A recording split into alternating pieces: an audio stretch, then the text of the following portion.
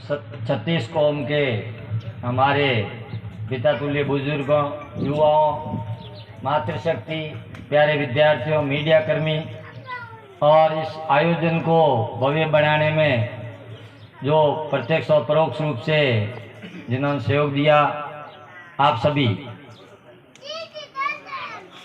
बहुत अच्छा अवसर है कि आपका यहाँ का एक जाया जन्मा व्यक्ति किसी क्षेत्र में आगे बढ़ता है, तो मुझे ये खुशी हुई कि आप लोगों के मन में वो भावना है कि आपने समझा कि भाई यहाँ हो, मेरे को नहीं कहना पड़ा कि मैं आऊँ, इन दोनों में बहुत फर्क है। ठीक है, तो आपने मुझे बुलाया। आज मेरी विशी थी 2 बजे से 5 बजे तक चल रही है। मैंने मेरे सांगला साहब को रिक्वेस्ट किया कि मैं आज थोड़ा हूँ, 2 दिन पहले ही कह दिया था मैंने, तो कैसे करके उसको करके, और मेरे जो साथी है सहायक निर्देशक है 2 मेरे साथ में, उनको मैंने कहा भाई ये माल ले जाओ, सामग्री ले जाओ, तो ये खाना तैयार करो, मतलब वो इसी अटेंड कर रहे हैं, मैंने वो सारा कर लिया।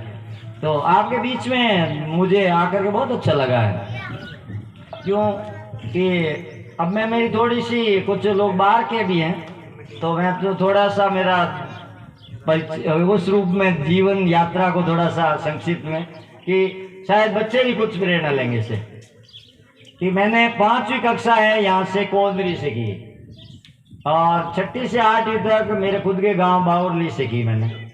बच्चों, सुबह 7 बजे स्कूल लगता है और कभी लेट नहीं जाना, और रोज का काम रोज करना, ये 2 बातें, और 7 बजे स्कूल में पहुंच जाना, और 6 किलोमीटर दूरी है वो तो है ही, और कोई सड़क नहीं, सिंपल रास्ता, और दौड़ते दौड़ते जाना, और पानी भी स्कूल में जाके पीना 6 किलोमीटर बाद, साथ में पानी की बोतलें भी नहीं होती थी वहाँ, और दोपहर को धूप में आते थे। वो कहानी सुन लो, तो धूप में भी वही हालत थी कि दौड़ते कैसी तेज चल के पहुंचोगे, पानी की बहुत समस्या थी। किसी घर में जाते हैं तो वो भी शायद पानी पिला दो, कहते रोज रोज आवे, तो घर जाके पानी पीना, स्कूल से पिया पानी घर पर आके पीना।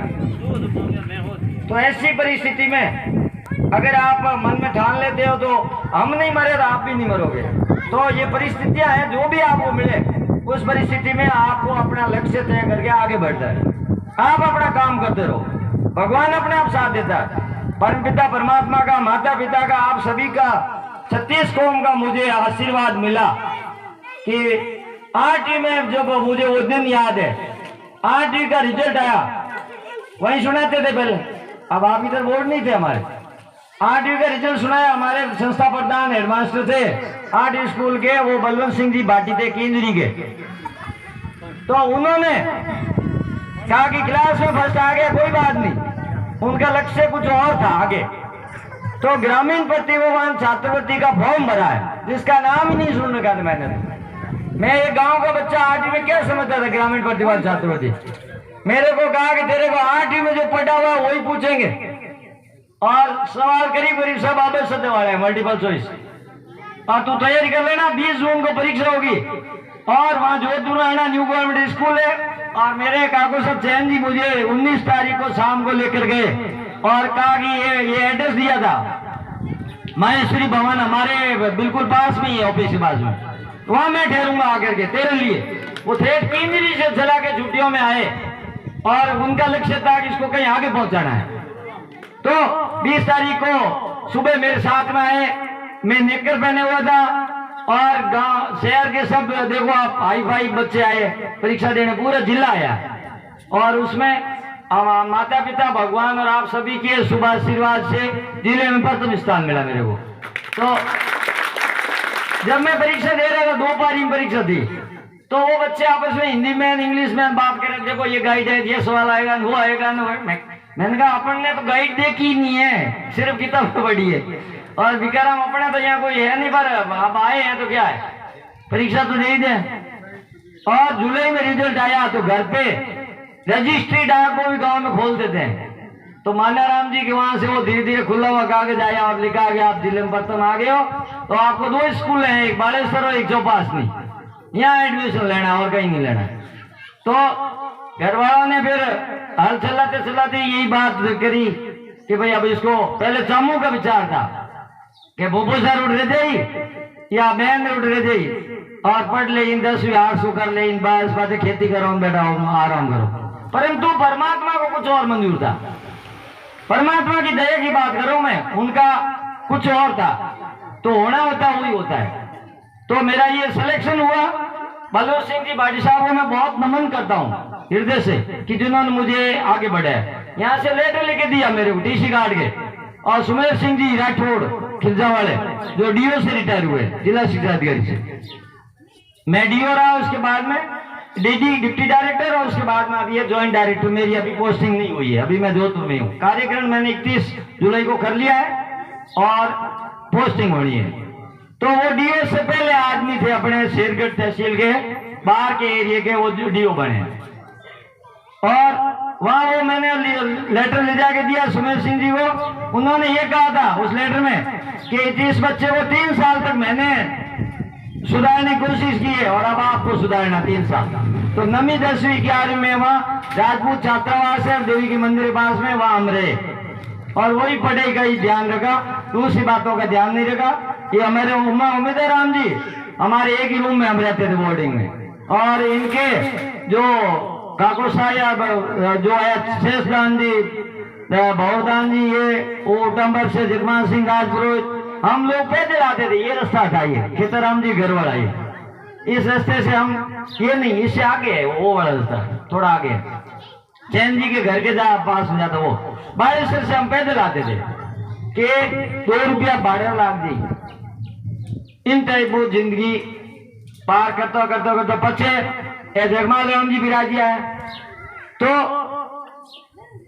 जो उस समय अपने सीनियर जूनियर नहीं होती थी, 9वीं 10वीं 11वीं 3 साल में, और मेरा सौभाग्य गिनो दुर्भाग्य गिनो, मेरा इंजीनियरिंग में एडमिशन नहीं हुआ, परसेंटेज थोड़ी कम पड़ गई। ठीक रहा, अब देखता हूं तो ठीक ही रहा। इंजीनियरिंग लाइन में कितना आगे बढ़ते शायद नहीं। लालटेन से पढ़ना, चिमनी से पढ़ना, और वो भी क्या बीएससी करना। पूरे लाचू कॉलेज में गांव का एक लड़का था मैं, पूरे लाचू कॉलेज में गांव से, और उस परिस्थिति में, और घर पे कैसे पढ़ रहा हूं मैं, लालटेन से, लाइट भी नहीं है, पक्का मकान भी नहीं है, और मेरा खुद का तो था ही नहीं कुछ, इनके घर में रह रहा था मैं। तो इस ढंग से इन परिस्थितियों में पढ़ते पढ़ते आगे बढ़े, बीएससी की। और मैंने 11th तक हायर सेकेंडरी में मेरा हिंदी मीडियम था, परंतु मैं अंग्रेजी में होशियार था। तो फर्स्ट ईयर में, सेकेंड ईयर में, फाइनल में मैं लाचू में इंग्लिश मीडियम पढ़ा, साइंस। और इस साइंस की मेहरबानी है कि मेरे को डायरेक्ट सेकंड ग्रेड थानेदार वाली नौकरी मिली, सीधा मैं सेकंड ग्रेड बनाऊं। बीएससी बीएड करते ही मेरे सेकंड ग्रेड मिली। सामरे उड़ा 3 साल, 3.5 साल में रहा खारा बेरा पुरुतन। अब यहाँ इस दौरान मैं आपको बताऊं, अब इन शिक्षक बंधुओं को मैं बता रहा हूं कैसे कर्म करना चाहिए। सामरे में मैं 3 साल रहा, 86, 87, 88, 92 के अक्टूबर तक। तो मेरा 30वें साल का रिजल्ट 10वीं का 100% गणित में, मैं गणित का वरिष्ठ अध्यापक था, और सारे बच्चे फर्स्ट डिवीजन को, एक आध को छोड़ के सारे फर्स्ट डिवीजन, और आधे बच्चों के डिस्टिंक्शन था 75% से ज्यादा नंबर, और जो किसी विषय में उस स्कूल में नहीं था। और ये सेम कहानी, एक ही कहानी खारा बेरा में रिपीट हुई। उसका एक ही कारण था कि जो मैंने ध्येय बना लिया बच्चों को पढ़ाना है, जिसको SUW वगैरह खाली पीठ समझते हैं, या आज कोई टीचर नहीं आया है तो उसकी जगह हम जाकर पढ़ाते थे, और एक ही समझते थे ये बच्चे अपने खुद के बच्चे के समान है और इनको सुधारना है। तो कोई बच्चा है बेसिक चीजों में अगर अटका नहीं है तो वो पूरे नंबर ले आता है, और बहुत अच्छे नंबर लाए, पढ़ाई करे, साथ में 10वीं की और पेपर बनाना। 8वीं का जब से बोर्ड स्टार्ट हुआ, जब से लेकर मैं बोर्ड खत्म हुआ, मतलब जब तक मैं प्रिंसिपल नहीं बना तब तक मैंने पेपर बनाया पूरे जिले का। और खासियत ये रही कि मेरे पेपर का एक भी सवाल कहीं किसी प्रिंसिपल या किसी शिक्षक या किसी लड़के के पास में नहीं गया, ये रखनी पड़ती है जब पैट होती है। और कभी भी पेपर आउट हो गया कि ये सवाल बाहर चले गए, ऐसा कुछ नहीं हुआ। तो बहुत अच्छे तरीके से मैंने कोशिश की ईमानदारी से कि अपने, क्योंकि इसमें क्या होता है कि जो फर्जी बच्चा होता है वो फायदा ले लेता है, जिसको पेपर मिल गया और जो मेहनत करने वाला होता है उसके साथ में बहुत बड़ा अन्याय होता है। तो मैंने कहा ये पाप मैं क्यों ओढ़ूं भाई, मैं अब जो मेहनत कर रहे हैं उन बच्चों के वो क्यों ओढ़ूं। आज दिन देख रहे हो आप कि अगर किसी के पेपर आउट हो जाते हैं कुछ परीक्षा के तो लोगों में आक्रोश है कि पेपर आउट क्यों हो रहा है, मेहनत करने वाला बच्चा इस बीच चढ़ जाता है। तो मैंने बखूबी मेरी कोशिश से निभाया। 10वीं का भले वो भले 8वीं तक का हो, सारा कार्य करते करते करते फिर मैं खारा बेरा से ही 6.5 साल की सेकंड ग्रेड नौकरी के बाद में मैंने आरपीएससी का डायरेक्ट एग्जाम दिया। तो उस समय सेकेंडरी हेडमास्टर को डायरेक्ट लेते थे, अब वो फर्स्ट पद खत्म कर दिया। अब डायरेक्ट लेने के लिए आपको 3rd ग्रेड है, 2nd ग्रेड है और लेक्चरर है, ये 3 पद है, डायरेक्ट है। तो मेरा सौभाग्य से उस समय खाराबेरा में 6.5 साल की सर्विस में रहते रहते सेकेंडरी एचएम जो गजेटेड पोस्ट है, तो मैं सिर्फ 6.5 साल तक नॉन गजेटेड रहा। उसकी मेरे बाद की सेवा सारी की सारी मेरी गजेटेड अफसर है, पूरी सर्विस 38 साल की नौकरी हो रही है, इसमें से करीब 32 वर्ष की सेवा मेरी गजेटेड है, जिसके सील और साइन चलते हैं उसको गजेटेड कहते हैं। और फिर पाली में 1 साल रहा हेडमास्टर, उसके बाद में 9 साल डांडनिया। अब संक्षिप्त कर देता हूं मैं बात को क्योंकि काफी टाइम हो गया। उसके बाद में मेरे को 9 साल है डांडनिया जैसे राजनीति के गढ़ में भी मेरे को हटाया नहीं, किसी ने ट्रांसफर नहीं की। उसका कारण यही था कि न तो मैं किसी गांव वाले को अंदर घुसने देता था कि नकल करावनी, मैं हम जाओ पर बैठ जाओ, छुट्टी में बच्चे ले जाओ, कुछ नहीं। तो उन्होंने देख लिया कि ये वास्तव पढ़ता है, मैं खुद पीरियड लेता था और सामाजिक हो भले संस्कृत हो मेरे सब विषय पढ़ाने आते थे। तो इसलिए कोई आज भला विषय के अध्यापक जी छुट्टी पे है तो मैं वो पीरियड खाली नहीं जाने देता था। तो इस ढंग से उनके अंदर पैठ हुई और डांडनिया में 9 साल रहना। मेरे बाद में एक रशीद जी हेडमास्टर है, उनको विदिन 6 महीने या 3 महीने में हटा दिया गया। तो वो मेरे को कहते हैं कि विक्रम आपके पास में क्या फेविकॉल था जो आप 9 साल चिपके रहे। मैं कह भाई, और उसके बाद हर 6 महीने में साल भर में पलटते रहे। तो मेरे को एक अच्छा सौभाग्य मिला कि मेरे को किसी ने कभी हटाया नहीं जिंदगी में। आगे की बात में कह देता हूँ, 4 साल प्रिंसिपल रहा मैं खिज्जा खास, और उसके बाद में मैं प्रताप नगर आया, यहाँ 2.5 साल रहा। उसके बाद बोरुंदा 2.5 साल, उसके बाद में केरू 2.5 साल, और उसके बाद में मेरी बिना एप्लीकेशन, कोई एप्लीकेशन नहीं दी मैंने। और लोगों ने, भाई लोगों ने कहा कि जोधपुर में नहीं आना क्या, मैं कहा आना तो कौन नहीं चाहता, मेरे तो केरू ठीक है 18 किलोमीटर है, मैं तो मेरे मोटरसाइकिल आने जाना करता हूँ, मेरे को नहीं आना। बिना मेरी एप्लीकेशन जबरदस्ती मेरे गांधी स्कूल में ट्रांसफर करा दी। वो ऑर्डर आया जो मेरे मालूम पड़ा कि महात्मा गांधी जो जोधपुर की सबसे बड़ी स्कूल है, सेंटर पॉइंट है, उस केंद्रीय विद्यालय में मेरे को वहां 4 साल रहने का मौका मिला। और भगवान की वहां पे भी मेहरबानी रही, मेरे को किसी ने हटाया नहीं। 600 प्रिंसिपल ट्राई कर रहे थे हर साल, परंतु किसी ने नहीं हटाया। ये परमात्मा की मेहरबानी है। और उसके बाद में अब मेरा प्रमोशन होता है डीओ में, जिला सिरादगढ़। तो वहां से 1 किलोमीटर दूर एडीपीसी में मेरे को लगा दिया, वहां सरदारपुरा में। वहां पे मैं डीओ के रूप में 3 साल रहा। और एडीपीसी का काम है स्कूलों में जो भवन बनते हैं, बिल्डिंग बनती है, वो काम था, अरबों में लेन देन जिसका। परंतु कोशिश यही की कि कोई ये नहीं कहे कि 1 रुपये भिखाराम खा गया, ऐसी कोशिश की।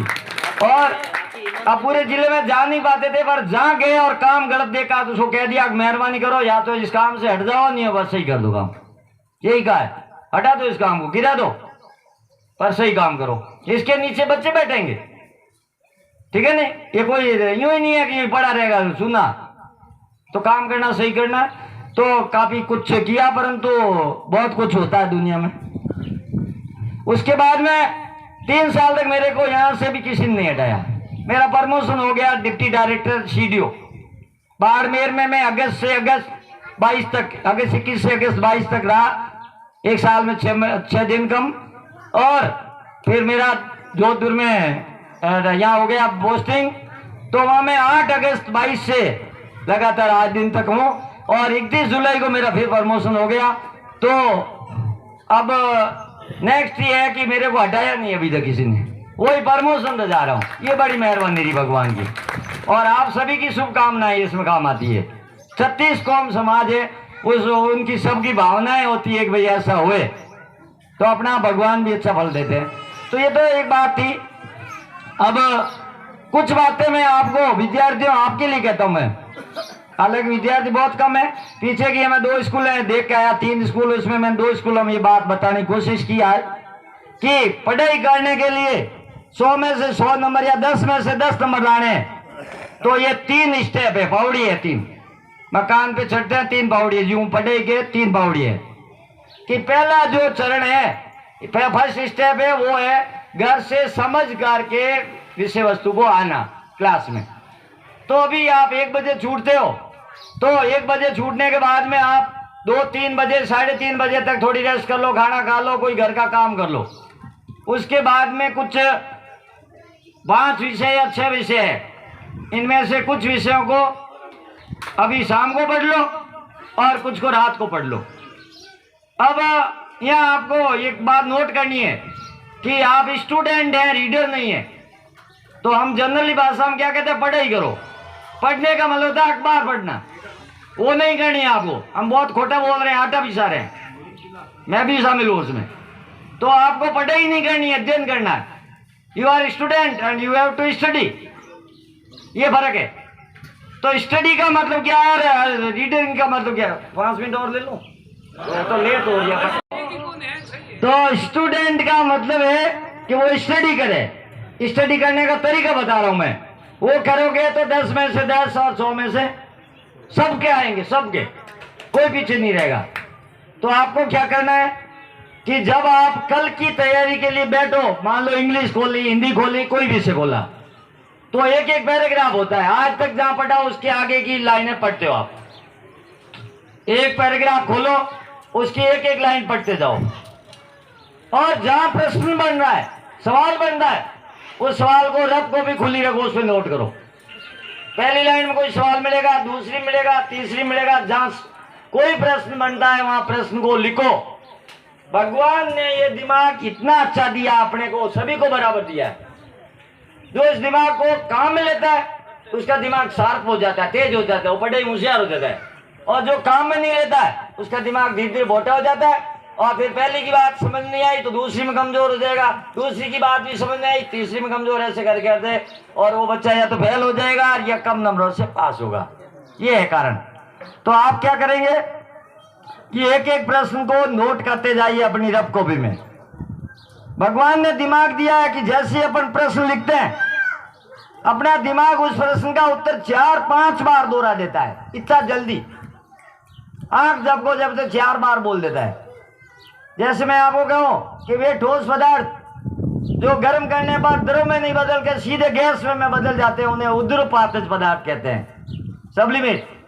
और इस क्रिया को उद्रपातन कहते हैं, जैसे आयोडीन, नेपथलीन, कपूर। अब इसमें 3 प्रश्न बन गए यहाँ। एक तो है कि उद्रपातज किसे कहते हैं, उद्रपातन किसे कहते हैं, और 3 उद्रपातज पदार्थों के नाम बताइए या उदाहरण दीजिए। ऐसे करके बात बनती है। तो ऐसे छोटे छोटे प्रश्न आप बढ़ाते जाइए और आपको उत्तर याद है बस। और उत्तर याद है, एक आधी बात कोई ऐसी आ सकती है कि जो आपको घर पे समझ में नहीं आई है। पूरे 1.5-2 पेज हर विषय के पढ़ के जाने हैं रोजाना। 5 विषय है तो हम 6 विषय दो। तो ऐसे करके आप जाओगे तो कोई 1-2 बात आपको चुप जाएगी वहां कि ये नहीं आ रही, क्यों नहीं आ रही मेरे को। तो दिमाग में वो कई बार घोटी जाती है, क्यों नहीं आ रही, क्यों नहीं आ रही, इसका उत्तर क्या होगा, क्या होगा। ऐसे करते करते करते आप आगे जाओगे। दूसरे दिन कक्षा में तो आपका दिमाग एकदम एकाग्र होगा, कंसंट्रेट होगा, और आपका दिमाग वहां रहेगा कि इसका उत्तर क्या आता, जो मेरे को घर पे नहीं समझ में आया। और यही पढ़ाई का मूल मंत्र है। अगर ये करके अपन जाते हैं तो जो चीजें घर पे आ गई वो तो आ गई, और जो घर पे नहीं आई वो क्लास में आ गई। और इस बात को आप जिंदगी में नहीं भूलोगे। जैसे एक उदाहरण दूं गणित का मैं, -1 - 4 = किताब में लिखा -5। अब हमारे और आप सभी के गुरुजनों ने ये सिखाया माइनस माइनस, लोग बोल रहे हो प्लस, क्योंकि आटा पीस रहे हैं, आटा नहीं पीसा जाता है। तो अब सिखाना ये है गुरुजनों को कक्षा में कि माइनस में माइनस जोड़ने पर माइनस ही आता है, प्लस नहीं आता है, जोड़ने पर चिन्ह नहीं बदलता है। इन चीजों को मैं जहां भी जाता हूं मेरे पास में खूब सारे वीडियो है, बाड़मेर के भी है, जोधपुर के भी है और अभी के भी है। और ये बात मैं घंटा भर जहाँ टाइम मिलता है मैं पढ़ाता हूँ। और ऐसी छोटी छोटी बातें, जोड़ बाकी, गुणा भाग, अंग्रेजी की हो, किसी विषय की हो, जो मूलभूत बेसिक फंडामेंटल्स कहते हैं, पीछे की कक्षा कमजोरियां कह दीजिए, वो सिखाता हूँ। और वो बच्चे इतने खुश होते हैं। एक बार मैं आपको बताऊं, एक कक्षा से मैं बाहर निकलता हूँ, बाहर मेरी मालूम की बात है और एक कोशियां की है। तो मैंने कहा बच्चों अब मैं चलता हूँ, मेरा थोड़ा ऑफिस का काम है। आपका लगभग घंटा सवा घंटा मैंने खराब कर दिया आपने कक्षा से निकलते काम है। तो एक बच्चे ने कहा हंसा, और दूसरे बच्चे अरे नहीं सर नहीं सर, तो यूं कह दिया तो कराओ कहना मन तो बहुत अच्छी बात लगी आप है, आज तक मैं नहीं पढ़ी जो चीज आज बढ़ा दिया। तो बच्चे इतने खुश होते हैं कि जैसे भूखे को भले सूखी रोटी दे दो, 3 दिन का भूखा है, बाजरी की सूखी रोटी दे दो तो वो बड़े चाव से खाता है। वो वाली बच्चों में हालत है। तो यहाँ गुरुजन बैठे हैं कि बहुत कम ही है, अब तो चले गए, परंतु मैं तो उनको यही कहता हूँ हर जगह, और नोट करा के आता हूँ। आज भी बानगढ़ में स्टूडियो जाके आया हूँ तो नोट करा के आया हूँ कि आप बच्चों की जो कमजोरियां हैं, बेसिक फंडामेंटल्स है, वो दूर करिए और इस तरह से पढ़ाओ कि पीछे कक्षा कोई बात तो उनके समझ में नहीं आई वो समझा दो। उसके बाद में हर बच्चा दौड़ेगा पढ़ाई में, कहीं रुकावट नहीं है। तो ये बात हुई एक। अब कक्षा में ध्यान से पढ़ा, ये दूसरी बात। और तीसरी बात है घर जाकर के लिखित कार्य करना। 2 तरह कार्य होते हैं, एक तो कक्षा में जो कुछ लिखाया वो है आपका क्लास वर्क, और घर जाके कुछ प्रश्नों के उत्तर लिखने हैं आपको, वो है होमवर्क। ये दोनों मिलकर के क्लास वर्क और होमवर्क मिलकर रिटर्न वर्क बनता है, लिखित कार्य। इसके लिए आप बढ़िया सी अच्छी, ज्यादा महंगी नहीं, ज्यादा पेज वाली कॉपियां ले और रजिस्टर आकार की,